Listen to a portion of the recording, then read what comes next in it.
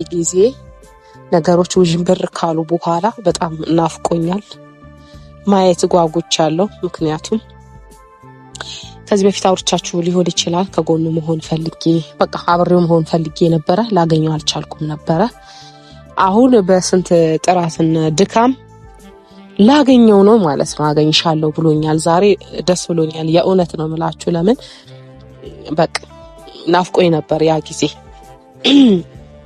እና ወንድሜን አገኘዋለሁ ማለት ነው። እና አንዳንድ ነገሮች ከሱ ጋር አወራለሁ። የሚፈጠረውን ነገር የሆነውን ነገር ምን እንደሆነ በዛውም አጠገቡ ማለት ያለብኝንም እስቲ ራሱን ከነገሮች ማግለል እንዳለበት እነግረዋለሁ። የእህትነቴ እኔ ታላቅ እንደመሆኔ እህቱ እንደመሆኔ ቤተሰቡ እንደመሆኔ ይሆነዋል የምለውን ከኔ የሚጠበቀው ምክር አይደለ ቤተሰብ ከምክር ውጪ አልቀጠቅጠው በዱላ አላሳምነው።